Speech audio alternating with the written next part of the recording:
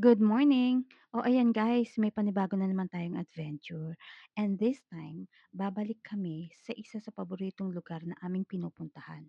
Masarap kasi yung pagkain dito eh. At saka masarap din mag-relax kasi yung simoy ng hangin, the best. Kaya naman, kung ready na kayo, ano pang hinihintay? Let's go!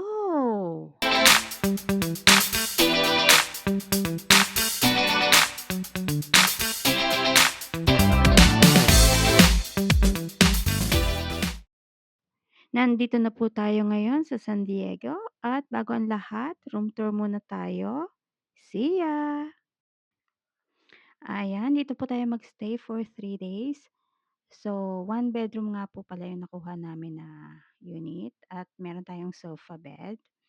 Meron tayong maliit na dining room at sa bandang kaliwa naman, nandyan yung ating kitchen.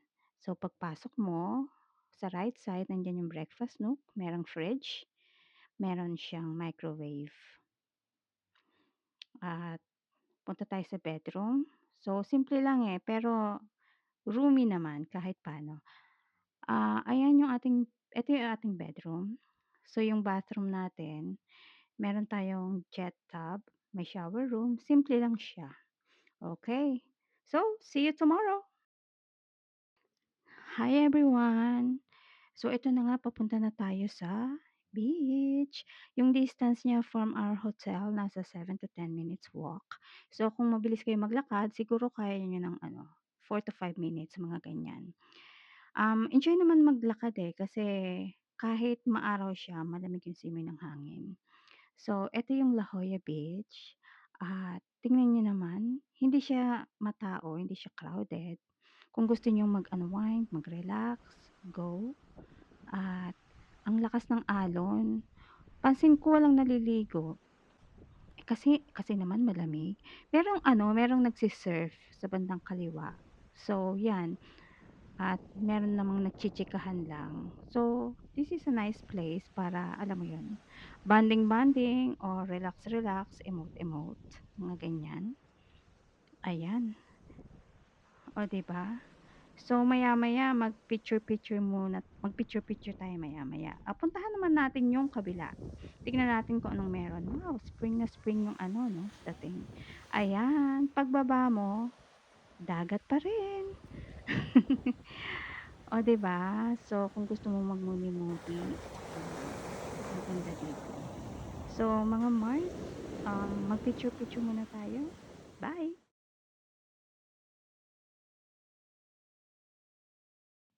Hello everyone! At ngayon naman bibisitahin natin itong Balboa Park. Change plan kami kasi nagkaroon ng problema yung sasakyan namin kahapon. So, hindi kami nakapunta sa dapat naming puntahan. So, okay lang. So, bago ang lahat, paumanhin po sa aming windshield dahil kung makikita niyo marumi talaga at hindi na namin naisip magpa-car wash. Ayan ha, nag-e-explain ako. Okay. So, pagpasok natin dito sa Balboa Park, wala kang dapat bayaran, walang entrance fee. So, merong mga museum dito, yung iba may bayad, yung iba wala. So, for now, maghanap tayo ng ating mapagpa-parkingan. So, malaki 'tong friends, malaki 'tong property na 'to at sa tingin ko kung tanghali ka pupunta dito katulad namin, hindi mo kayang ubusin lahat ng puwede mong makita. Kasi super laki. Kailangan namin ng mga 2 days, mga ganyan. So, dito tayo nakapag-park malapit sa Air Space Museum. So, ito yung una nating puntahan. Magandang exercise 'to kasi puro lakad. Okay guys, kita-kits tayo sa loob. Bye! Eto na nga po, nandito na tayo sa loob ng Air and Space Museum at meron po tayong binayaran na fee. Ito pong nakikita nyo niyan, ito yung command module ni Apollo 9 at pakinggan naman natin ang sasabihin sa atin ni Miss Amelia Earhart. Braving the odds. I was the first woman to successfully fly across the Atlantic Ocean solo in 1932. a feat for which I was awarded the Distinguished Flying Cross by the Congress of the United States. The aircraft in which I dared to defy conventional wisdom, a bright red Lockheed Vega, sits proudly on a pedestal near me in this museum gallery. Marami pa po kayong puwedeng makita dito na something interesting. So, ngayon naman, labas tayo at check natin yung iba pa. FYI lang mga Mars, kung hindi niyo feel maglakad, meron silang shuttle dito, libre. At sa ngayon, maghanap tayo ng puwede nating makainan para may energy tayo maglakad-lakad. So, after natin kumain, una nating pupuntahan yung kanilang botanical garden. Bye! Ito naman yung kanilang botanical garden. Hindi siya gano'n kalaki pero, maganda naman.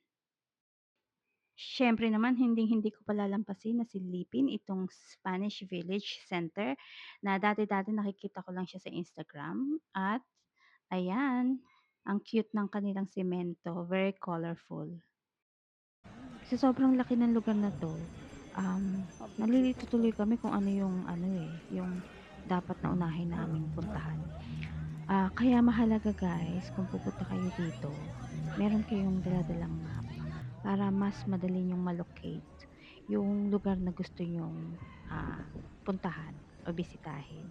Meron namang pinamimigay sa bandang pinaka-entrance or maghanap lang kayo ng mga booth na puwedeng may mag-assist sa inyo at manghingi kayo ng map. So, next naming pupuntahan yung gallery, artist gallery. So, hindi ko lang sure kung makakapag-video ako do'n or makakapag-picture-picture, pero we'll see. Isa pa, wala naman siyang fee kapagka pumunta ka do'n sa gallery, sa artist gallery. Donation lang, so it's up to you.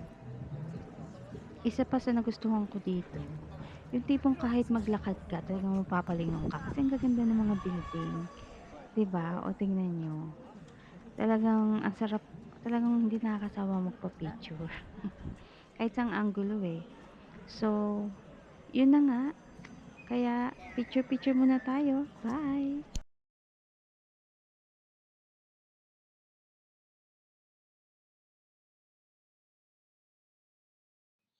Okay friends, dito na nagtatapos ang ating Balboa adventure and we're heading back to our hotel. Unfortunately, hindi namin natapos libutin yung mga gusto pa naming puntahan kasi ano, kulang na rin kami sa oras. Guys, kung may plano kayong bumisita dito, mas maganda mas maaga kayong makarating para ano, makita niyo lahat at tsaka hindi nagmamadali. Kasi kami ano, tanghali na rin kasi kaming nakarating dito kanina. Kaya ayun, kinapos sa oras. Okay, salamat sa pagsama niyo sa amin sa araw na 'to at magkita-kits na lang tayo sa susunod nating adventure. Bye.